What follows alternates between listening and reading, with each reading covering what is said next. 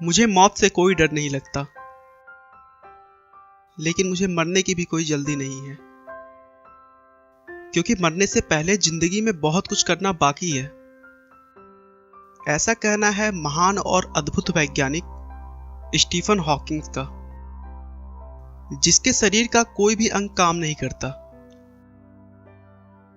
वो चल नहीं सकते, वो बोल नहीं सकते, वो कुछ कर नहीं सकते, लेकिन फिर भी जीना चाहते हैं।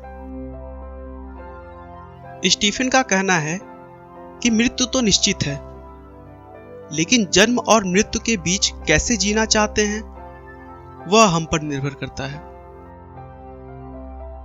चाहे जिंदगी जितनी भी कठिन हो, आप हमेशा कुछ न कुछ कर सकते हैं और सफल हो सकते हैं।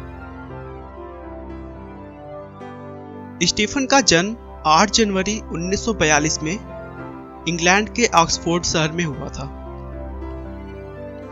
जब स्टीफन हॉकिंग का जन्म हुआ, उस समय दूसरा विश्व युद्ध चल रहा था। स्टीफन हॉकिंग के माता पिता लंदन के हाईगेट सिटी में रहते थे, जहां पर अक्सर बमबारी हुआ करती थी, जिसकी वजह से वह अपने पुत्र के जन्म के लिए ऑक्सफोर्ड चले आए, जहां पर सुरक्षित रूप से स्टीफन हॉकिंग का जन्म हो सका। बचपन से ही हॉकिंग बहुत ही इंटेलिजेंट थे। उनके पिता डॉक्टर और मां एक हाउसवाइफ थी। स्टीफन की बुद्धि का परिचय इसी बात से लगाया जा सकता है कि बचपन में लोग उन्हें आइंस्टीन कहकर पुकारते थे। उन्हें गणित में बहुत दिलचस्पी थी, यहां तक कि उन्होंने पुराने इलेक्ट्रॉनिक्स उपकरणों से कंप्यूटर बना दिया था।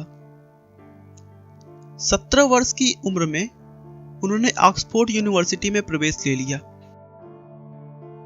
ऑक्सफोर्ड में पढ़ाई के दौरान उन्हें अपने दैनिक कार्यों को करने में थोड़ी दिक्कत आने लगी थी।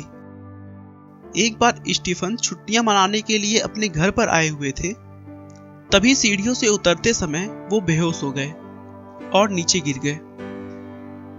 शुरू में तो सभी ने कमजोरी मात्र समझकर ज्यादा ध्यान नहीं दिया,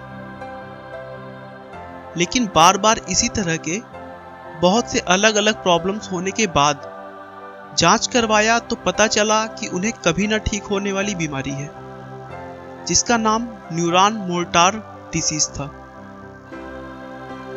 इस बीमारी में मांसपेशियों को नियंत्रित करने वाली सारी नसें धीरे धीरे काम करना बंद कर देती हैं, जिससे शरीर अपंग हो जाता है और पूरे अंग काम करना बंद कर देते हैं।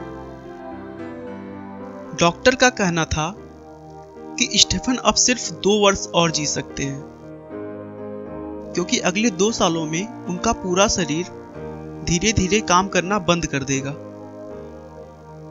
स्टीफन को भी इस बात से बड़ा सदमा लगा, लेकिन उन्होंने कहा कि मैं ऐसे नहीं मर सकता, मुझे जीवन में बहुत कुछ करना तो अभी बाकी है।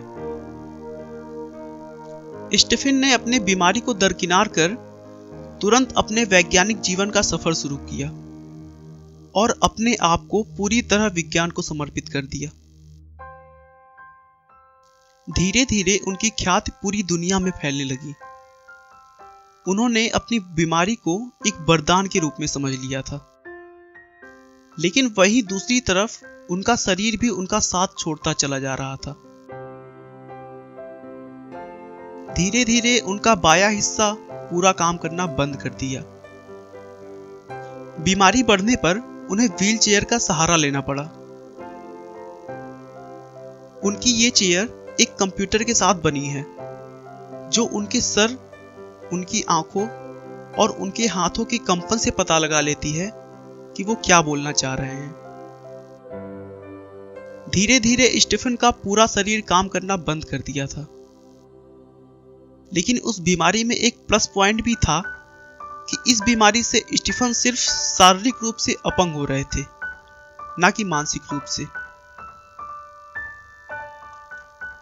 उसके बाद लोग यूं ही देखते चले गए और हॉकिंग्स मौत को मात पे मात दे रहे थे। उन्होंने ब्लैक होल का कॉन्सेप्ट और हॉकिंग रेडिएशन का महान विचार दुनिया को दिया। उन्होंने अपने विचारों को और सरल भाषा में समझाने के लिए एक किताब लिखी, a brief history of time, जिसने दुनिया भर के विज्ञान जगत में तहलका मचा दिया। दोस्तों, स्टीफन हॉकिंग्स एक ऐसा नाम है जिन्होंने शारीरिक रूप से विकलांग होने के बावजूद अपने आत्मविश्वास के बल पर विश्व का सबसे अनूठा वैज्ञानिक बनकर दिखाया है, जो विश्व में न केवल अद्भुत लोगों बल्कि सामान्य लोगों के लिए प्रेरणा बने हैं। आपका बहुमूल्य समय देने के लिए बहुत बहुत धन्यवाद। इस वीडियो को लाइक करके आप हमारा मनोबल बढ़ा सकते हैं। मैं हर रोज एक नई इंस्पिरेशनल और मोटिवेशनल वीडियो के साथ आता हूं। दोस्तों, अगर आप हमारे वीडियो को मिस नहीं करना चाहते तो कृपया चैनल को सब्सक्राइब कर लें। आपको यह कहानी कैसी लगी हमें कमेंट करके जरूर बताएं। धन्यवाद।